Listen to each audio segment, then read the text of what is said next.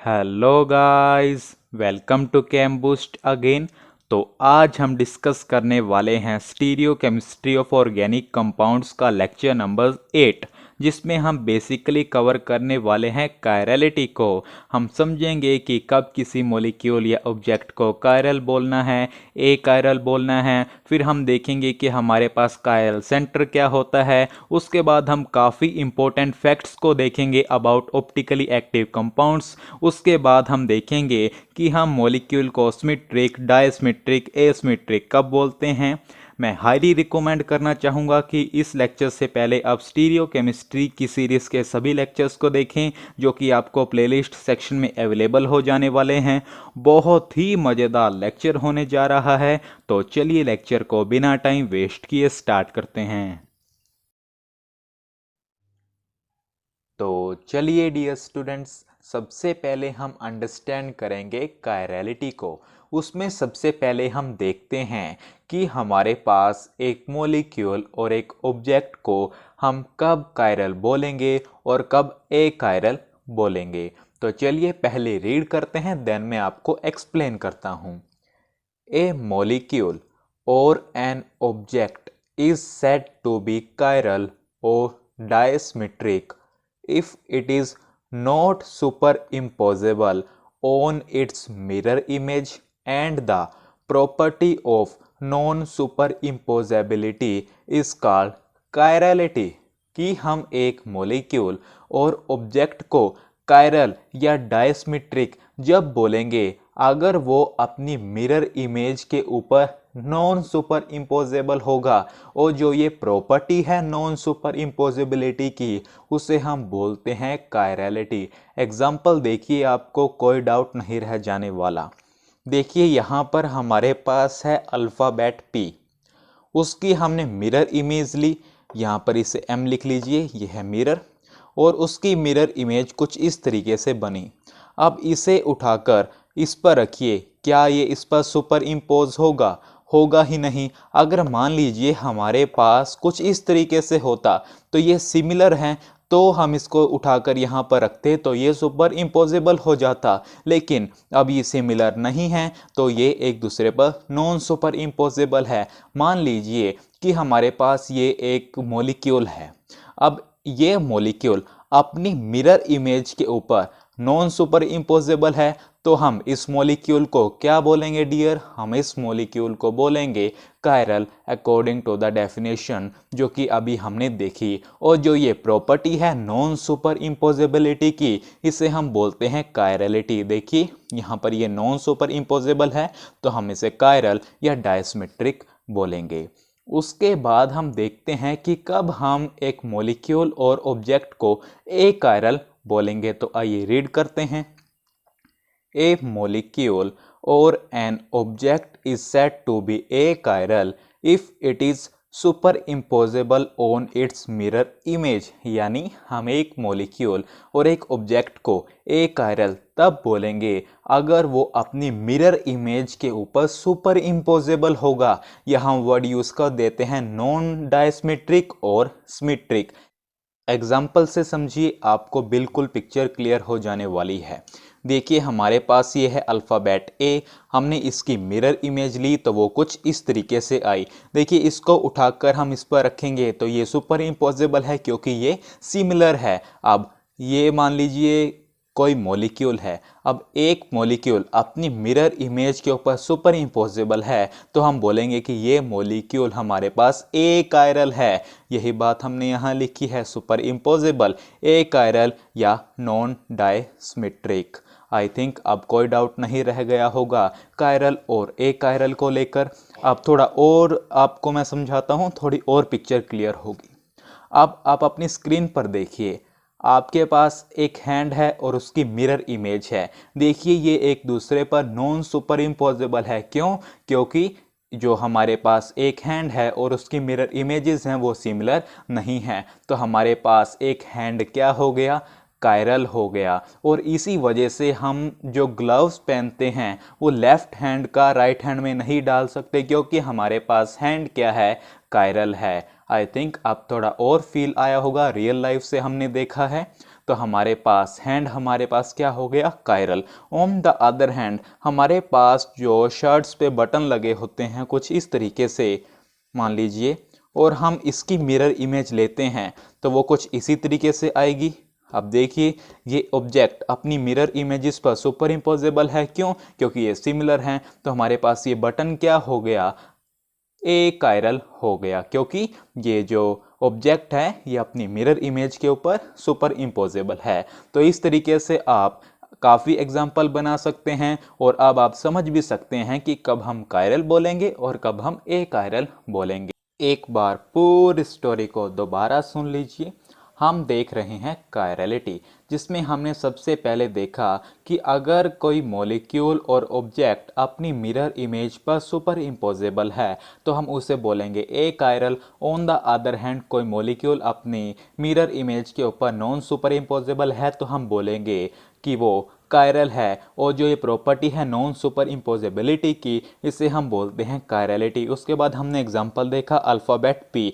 देखिए ये अपनी मिरर इमेज के ऊपर नॉन सुपर इम्पोजेबल है तो कायरल है या dissymmetric. On the other hand A alphabet को देखो, ये अपनी मिरर इमेज पर सुपर इम्पोजेबल है तो ये हमारे पास क्या है, ए कायरल या नॉन डायस्मेट्रिक। उसके बाद हमने हैंड का एग्जाम्पल देखा। उसके बाद हमने ये बटन का एग्जाम्पल देखा कि देखिए ये अपनी मिरर इमेज पर सुपर इम्पोजेबल है तो ये क्या है, कायरल।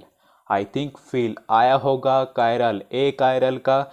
आप इसे नोट करें, फिर हम चलते हैं लेक्चर के नेक्स्ट सेगमेंट की तरफ।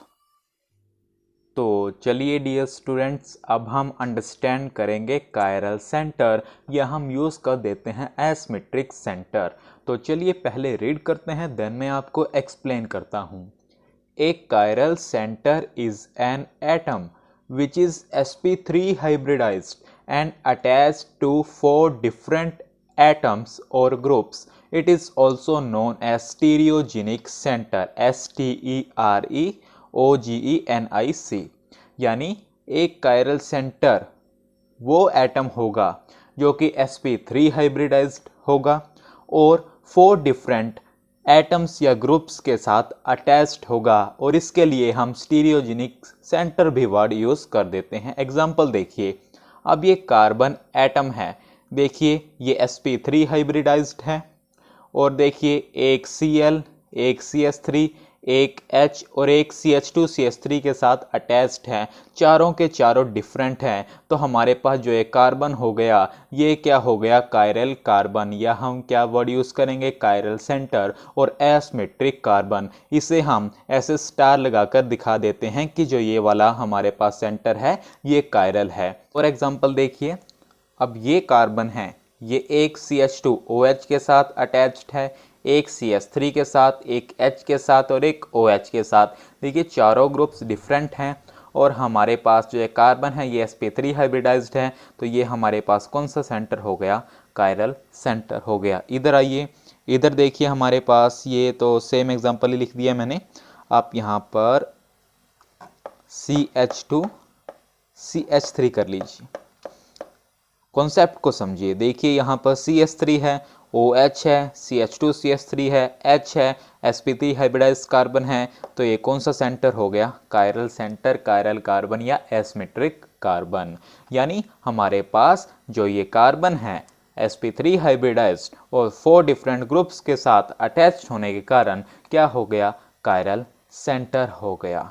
अब इस कायरल सेंटर का या एसिमेट्रिक सेंटर का क्या मतलब है, मतलब इसके आने से क्या इफेक्ट पड़ता है जो हमारे पास पूरा मॉलिक्यूल है, तो उसे समझेंगे हम आने वाले सेगमेंट में। तो आप इसे नोट कर लीजिए, फिर हम चलते हैं लेक्चर के नेक्स्ट सेगमेंट की तरफ। तो चलिए डियर स्टूडेंट्स, आगे लिखें important facts about optically active compounds. यहाँ पर आपको सभी डाउट क्लियर हो जाने वाले हैं कि कायरल आप। तो चलिए डियर स्टूडेंट्स, आगे लिखें important facts about optically active compounds, जिसमें सबसे पहला लिखेंगे all optically active compounds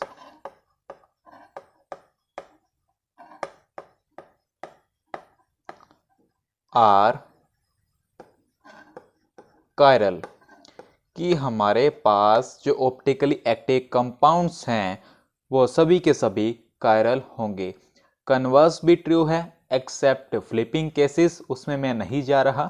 for the timing आप इतना याद रखें कि सभी ऑप्टिकली एक्टिव कंपाउंड्स कायरल हैं। दूसरा लिखेंगे the molecules which are chiral. अभी हमने बात की कि सभी ऑप्टिकली एक्टिव कंपाउंड्स क्या होंगे, कायरल। तो आगे है the molecules which are chiral means optically active. यही तो है हमारा पहला important fact. Optically active do not possess any plane of symmetry, जो कि हम ऑलरेडी डिस्कस कर चुके हैं। प्लेन ऑफ सिमेट्री जिसे हम शॉर्ट में क्या बोल देते थे, POS। और centre of symmetry, centre of symmetry. और alternate axis of symmetry, alternate axis of symmetry.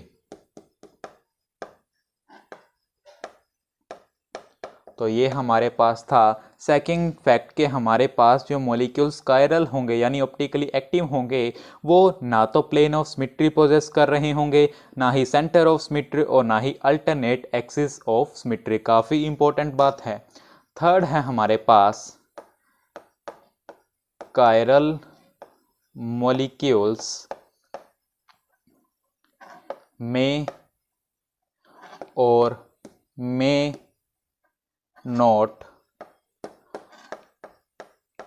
possess A chiral carbon, यानी हमारे पास जो कायरल मॉलिक्यूल्स हैं उनमें कायरल कार्बन हो भी सकता है और नहीं भी। फोर्थ लिखेंगे a molecule having one chiral carbon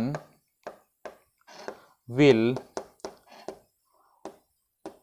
always be chiral, यानी ऑप्टिकली एक्टिव। अगर एक हमारे पास कायरल कार्बन प्रेजेंट है तो हमारे पास जो मॉलिक्यूल है वो कायरल ऑप्टिकली एक्टिव होगा। एग्जांपल ऑलरेडी मैं आपको दे चुका हूं, CH3 CH Cl CH2 CH3 2 chlorobutane.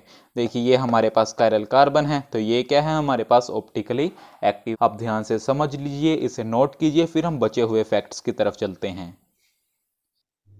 तो चलिए डियर स्टूडेंट्स फिफ्थ फैक्ट देखते हैं। ए मॉलिक्यूल हैविंग कायरल कार्बन्स में और may not be optically active, कि अगर हमारे पास एक मॉलिक्यूल में कायरल कार्बन्स प्रेजेंट है तो वो ऑप्टिकली एक्टिव हो भी सकता है और नहीं भी। एग्जाम्पल देखिए, आपके सामने मैंने लिखा है टार्ट्रिक एसिड और मीज़ो टार्ट्रिक एसिड। अब देखिए यहाँ पर COOH COOH COOH COOH, यहाँ पर OH कुछ इस तरीके से है और यहाँ पर H और OH कुछ इस तरीके से हैं। यहाँ पर H और OH कुछ इस तरीके से, यहाँ H और OH कुछ इस तरीके से। अब देखिए हमारे पास यहाँ पर 2 कायरल कार्बन्स प्रेजेंट हैं, तो अब कायरल कार्बन्स प्रेजेंट है तो ऑप्टिकली एक्टिव हो भी सकता है और नहीं भी। तो यहाँ पर तो ये ऑप्टिकली एक्टिव है क्योंकि यहाँ पर कायरल कार्बन्स हमारे पास प्रेजेंट हैं। लेकिन यहाँ पर देखिए मीज़ो टार्ट्रिक एसिड में यहाँ पर 2 कायरल कार्बन्स प्रेजेंट हैं, लेकिन यहाँ पर ये ऑप्टिकली एक्टिव नहीं हैं। जी बिल्कुल सही, ये ऑप्टिकली एक्टिव नहीं है। देखिए हमारे पास कायरल कार्बन्स भी प्रेजेंट हैं। अब क्वेश्चन अराइज होता है ऐसा क्यों। बेसिकली ऐसा होता है इंटरनल कंपनसेशन की वजह से, जो आगे चलकर हम पढ़ेंगे मीज़ो कंपाउंड में। फॉर द टाइमिंग इतना याद रखें कि ऐसा होता है इंटरनल कंपनसेशन की वजह से। वो क्या होता है कि जो मॉलिक्यूल का अपर पार्ट रोटेशन करता है वो रोटेशन को कैंसिल कर देता है हमारे पास लोअर पार्ट, क्योंकि हमारे पास जो अपर पार्ट की रोटेशन होती है लोअर पार्ट उसका एग्जैक्टली अपोजिट रोटेशन करता है, तो रोटेशन कैंसिल हो जाता है और हमारे पास 2 कायरल कार्बन्स प्रेजेंट होने के बावजूद भी पूरा मॉलिक्यूल ऑप्टिकली इनएक्टिव हो जाता है।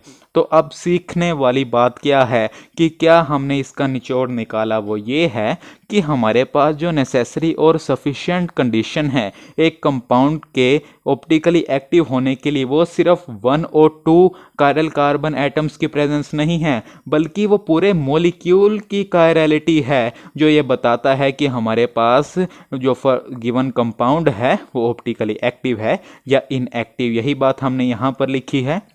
The necessary and sufficient condition for a compound to be optically active is not just the presence of one or more asymmetric or chiral carbon atoms, but it is the chirality or diasymmetry of the molecules as a whole। बहुत ही beautiful सा concept है, आप इसे note करें। फिर हम चलते हैं लेक्चर के नेक्स्ट सेगमेंट की तरफ। तो चलिए डियर स्टूडेंट्स, जो हमने थर्ड इम्पोर्टेंट फैक्ट लिखा था कि जो कायरल मॉलिक्यूल्स हैं ऐसा ज़रूरी नहीं है कि उनमें कायरल कार्बन एटम्स प्रेजेंट हो। अब उसी को हम थोड़ा और डिटेल में देखेंगे। आप लिख सकते हैं कि optically active compounds without chiral centre, के कायरल सेंटर नहीं हैं फिर भी ऑप्टिकली एक्टिव हैं, ऐसे कंपाउंड्स के आप एग्जांपल देखिए। सबसे पहला है बाइफिनाइल। देखिए यहाँ पर कोई कायरल सेंटर नहीं है लेकिन फिर भी ये ऑप्टिकली एक्टिव है। क्यों? क्योंकि जब हमने इसकी मिरर इमेज देखी वो इसके ऊपर नॉन सुपर इम्पोजेबल है, और ऐसे मॉलिक्यूल जो अपनी मिरर इमेज पर नॉन सुपर इम्पोजेबल होते हैं उन्हें क्या बोलते हैं dear? Chiral. As simple as that. जिसको पहले वाला क्लियर हो गया वो थर्ड समझ गया होगा। सेकंड होते हैं हमारे पास एलिन्स और थर्ड होते हैं हमारे पास पायरेन्स, जिसमें हमारे पास कुछ इस तरीके से बने होते हैं। मैंने आपको अच्छी तरीके से डीप द ग्राउंड जाकर बता दिया है कि हमारे पास ऐसे ऑप्टिकली एक्टिव कंपाउंड्स भी हैं जो हमारे पास विदाउट कायरल सेंटर के होते हैं। एग्जाम्पल क्या हो गया? एलिन्स, जिसमें ऐसे कार्बन के साथ 2 डबल बॉन्ड हो, बाइफिनाइल्स और स्पाइरेन्स। तो बहुत ही इंपॉर्टेंट कॉन्सेप्ट है कि आपसे क्वेश्चन पूछे कि हमारे पास कायरल सेंटर प्रेजेंट नहीं है तो क्या फिर भी ऑप्टिकली एक्टिव होगा वो कंपाउंड? तो बिल्कुल होगा। और वो कंपाउंड कौन सा होगा? वो बाइफिनाइल हो सकता है, एलिन्स हो सकता है और स्पाइरेन्स हो सकते हैं। तो आप इसे नोट करें। फिर हम चलते हैं लेक्चर के नेक्स्ट सेगमेंट की तरफ। तो चलिए डियर स्टूडेंट्स, अब स्टार लगाकर लिख लीजिएगा। बीएससी लेवल पर तो शायद ना पूछे यहाँ से क्वेश्चन, लेकिन एंट्रेंस में यहाँ से ये चीज़ें यूज़फुल रहती ही हैं। क्या? कि हम मॉलिक्यूल्स को कब सिमेट्रिक, कब डायसिमेट्रिक और कब एसिमेट्रिक बोलेंगे। देखिए ये सब हम ऑलरेडी डिस्कस कर चुके हैं। POS, COS, AOS, AOS नहीं देखा तो इस लेक्चर को जरूर देखना, तभी ये वाला कॉन्सेप्ट क्लियर होगा।